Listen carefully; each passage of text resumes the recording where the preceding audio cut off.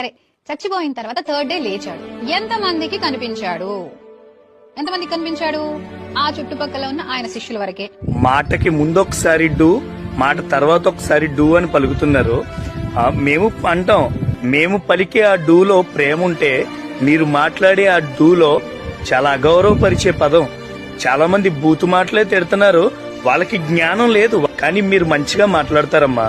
So మీకు చెప్తున్నాను, మీరైనా కొంచెం మంచిగా మాట్లాడతారు. ఒక బలమైన మాటమ్మా. ఒకవేళ అతన్ని చూడకపోతే ఎలా హతసాక్షులు అవుతారమ్మా? యేసుప్రభు వారి శిష్యులు, యేసుప్రభు వారి శిష్యులే ఏంటి, అనేక మంది పాస్టర్లే ఏంటి, అనేక మంది సువార్థికులే ఏంటి, ఇదిగో మాలాంటోళ్ళు ఏంటి, యేసుప్రభు వారి కోసం చచ్చిపోవడానికి కూడా సిద్ధపడిపోతారమ్మా.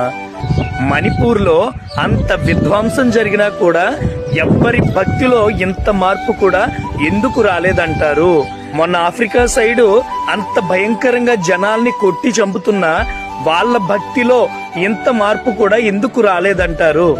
చర్చిల్లోకి వచ్చి దారుణమైన మాటలు మాట్లాడుతున్నా వారు వాళ్ళని వ్యతిరేకించకుండా ఆరాధన కొనసాగిస్తున్న వారి భక్తిని మీరేమంటారు? ఆయన మేము ఫీల్ అవుతున్నామమ్మా. ఆయన గుండెల్లో ధైర్యం, ఒక మంచి మార్గం.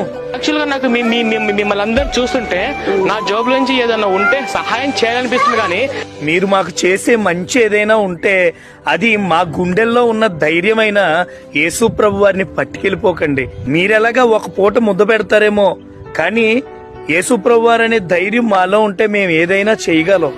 యేసయ్య అంటే గుండెల్లో ధైర్యం, యేసయ్య అంటే నిజం. యేసయ్య ఎవరి హృదయంలో ఉంటాడో వారు ఆనందంగా ఉంటారు, వారి జీవితం వర్ధిల్లుతూ ఉంటుంది, వారి కుటుంబం కూడా వర్ధిల్లుతూ ఉంటుంది. ఎవరైతే చలించే హృదయం ఉంటుందో వారందరూ యేసు ప్రభువుని కలిగి ఉంటే వారిది స్థిరమైన హృదయం అవుతుంది. గుండెల మీద చేసుకుని ధైర్యంగా చెప్పగలుగుతున్నాను.